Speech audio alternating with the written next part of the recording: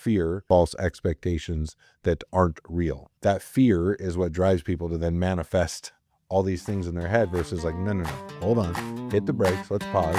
You just rolled into the smartest small town in fitness.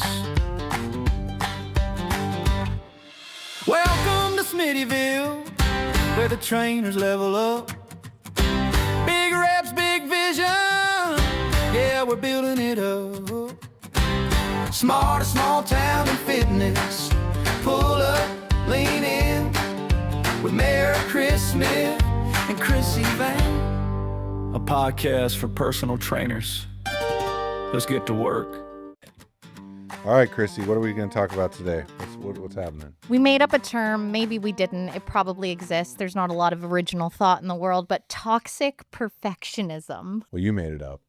I'm going to take credit. I just went with the flow.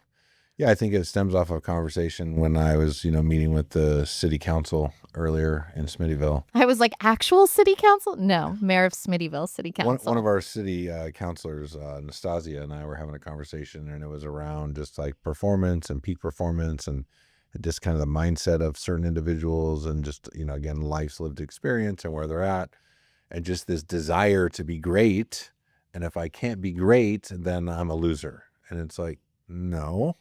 You're not a loser, right? So it's back to like just level setting expectations and standards and habits and what that can permeate into a culture and making sure that it's healthy, right? Like that competition, that drive, that energy there is healthy without overdoing it to a place to, again, it becomes toxic perfectionism.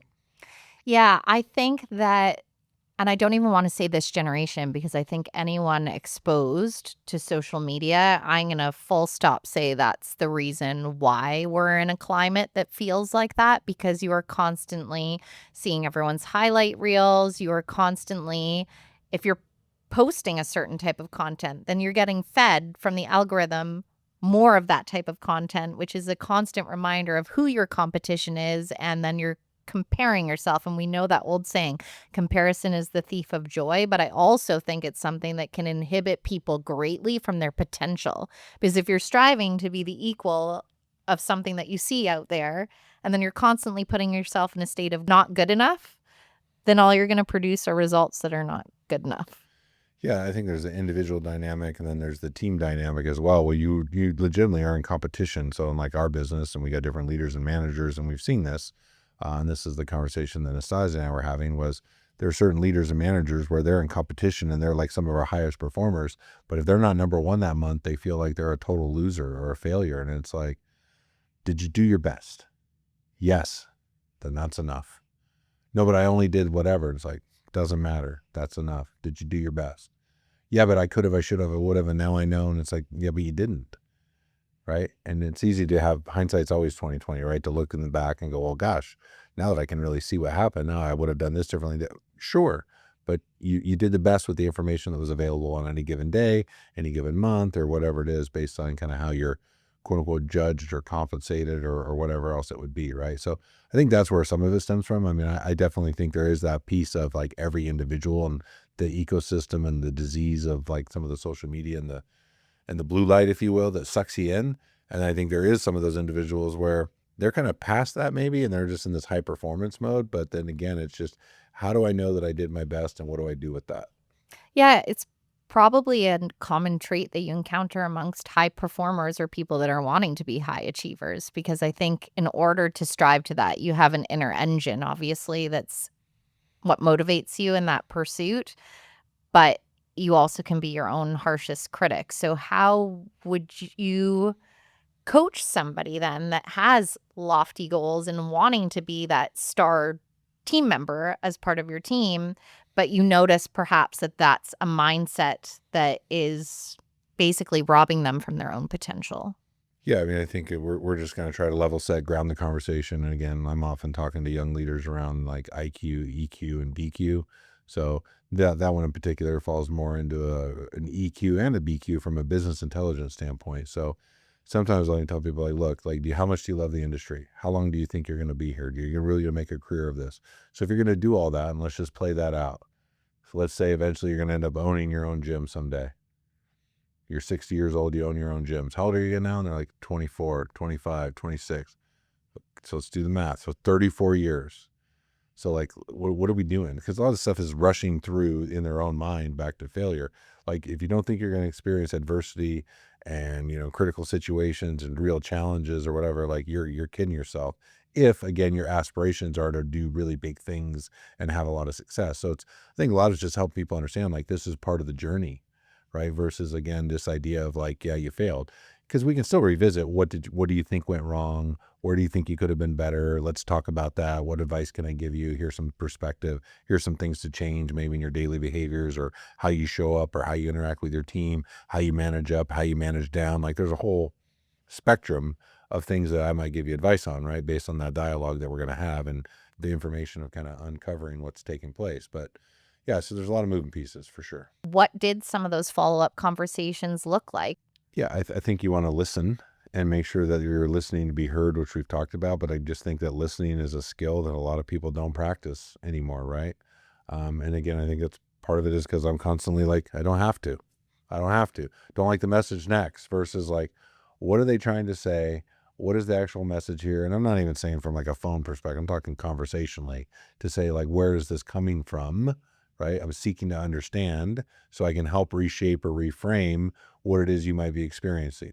Because again, some people might be experiencing something through a really negative lens, as AKA adversity. I had a bad month. It's like, yeah, but what did you learn? And if this didn't happen, how do you think you would have learned that lesson? And when do you think you would have learned it? So I think a lot of it's just reframing and having the appropriate perspective versus, yeah, I think it's easy to make things into negatives. But a lot of times it's understanding that maybe some of those things that feel negative could very well be a positive. Again, when we're talking about 30-year career plus whatever else it's going to be for your time and energy and effort, if it's going to be your career, then yeah, you want to learn some lessons, right? You want to make some quote unquote mistakes that again aren't, that are safe and, whatever else, right? Don't lie, cheat, or steal, folks. I mean, that's always my advice to people. Don't do that stuff. You do that, you're going to get in trouble, you're going to get fired. But yeah, just basic, like, walking them through, stepping them back. And in some ways, we've talked about counseling in different ways. It's just unpacking what they're feeling, helping sometimes even, again, truthfully take irrational thoughts, making them rational. So let's try to get out of the feelings a little bit. Let's talk about the facts and then understand, like, again, what we could do different in the future. Yeah, separating facts from feelings isn't always the easiest when people let their lens kaleidoscope shut on a negative perception, because a lot of any situation can be reframed, but it's not always easy to see it if you're in the weeds. Well, if you're in the, but you can increase your IQ over time. So people think, oh, my IQ is my IQ. No, your IQ grows as you grow as a human and over time in your life. Your EQ grows over time. Your BQ, your business intelligence, is going to grow over time. So it's just, again, it's about reps. It's about experience. And it's just not about like overstepping the conclusion of everything else. And a lot of times, again, these things are like, they're irrational, right? So fear, like back to anxiety that sometimes people feel, which drives some of this, right? False expectations that aren't real, right? Fear. That fear is what drives people to then manifest all these things in their head versus like, no, hold on, hit the brakes, let's pause. So just so I'm hearing you, what you said was this. And so what's that based on? Like, who said that to you? Well, no one said that to me. So then why are you thinking that? Oh, I don't know. I mean, I had a gentleman, the other day that thought he was going to get fired. And I'm like, why do you think you get fired? And he's like, I just have all this anxiety about the job. And it's like, you've been doing it for 6 months. You're doing phenomenal. You're doing great. Like, wait, I just don't want to disappoint you guys. I just don't want to let you down. It's like, brother, you're not letting us down, man. Like, you're doing great. And so, yeah, it's a real thing. That inner narrative is like a locomotive train, right? And then it just compounds if it's allowed to run away. Well, we're filming in May. May is Mental Health Month as well. So a lot of this stuff actually even relates to the mental health angle, right? And so I think it's all important back to just like, yeah, my mental reps, my mindset, what am I reading, what I'm absorbing, what's my friend circle, which, all that stuff is important back to like the decisions you're making and how that impacts like your performance, both personally and professionally, how you show up. Let's head to the trainer circuit. Real questions, real situations. Chris shows up, listens, and mentors from experience. The more positive I am about things, the more I have a positive attitude, then the more positive outcomes I've had in my life. Every time I tend to get in a negative funk or I allow myself to think negative, and then if I really stop and pause, I'm like, what are the good things happening in my life right now? Usually not very much. because I'm in a negative mindset and I'm in a negative mood and I'm putting off negative energy into the universe. When I was a fitness manager early in my career, and I've kind of always been this way, and she can tell you stories, she knows it's true. Like, people would get out of their car, they come into my club and they would be like kind of, I'd see them come to the door and they'd be like walking around. I'm like, what's wrong? And like, I'm having a day. I said, well, go home. Like, what are you talking about? I said, I'm not about to let you ruin these people's day. You're supposed to be the best part of these people's day. They're coming to here to see you today to get rid of all their stress. You have to assume that they've had a bad day. They had a shitty day at work. Their kids didn't listen to them today. The teacher called because Johnny pushed down Susie or something else, or whatever else happened. They got in a fight with their spouse, their partner. I don't know, but I'm going to assume they've already had a bad day. I don't need them showing up to see you and then having you being frumpy, grumpy, beached on grief reef as captain of the bitter boat, right? You guys know that one? Captain of the Bitter Boat, Beached on Grief Reef. It's not from SpongeBob, by the way. There's like 4 chuckles. There's like 4 chuckles. Anyway, versus like, what do I got to be? I got to be the person that, regardless of what's going on in my world, I got to be at the front, right? Ready to go. Hey, how's it going? Nice to see you, Adam. Come on in, man. Ready to work out? Ready to train? Oh, I've had a hard day. No worries, Adam. I'm here to make you forget about that. Let's get you changed up and let's get rocking, dude. Can't wait. You want me to meet you at the treadmills? You want me to meet the stretching mats? You want to do foam rolling to start? What do you want to do today? Just whatever. Okay, well then I want to go through the normal warm-up that we've taught you. Okay, cool. Whatever that is, I want to be the better part of your day, if not the best part of your day. I can't bring in my negativity. I used to send trainers outside and say, go outside, come back in, try again. And they'd be like, Chris, just leave me. I'm like, I'm not kidding. Go outside, come back in and try again. Before we wrap, we'll leave you with a Smithism, a lesson Chris has picked up along the way. So this one comes from Og Mandino, author of several books, The Greatest Salesman in the World, which it really isn't a sales book, but it's one of the kind of go-to books that I definitely recommend to people. Lots of different kind of narratives within the book. Won't go into a lot of detail there.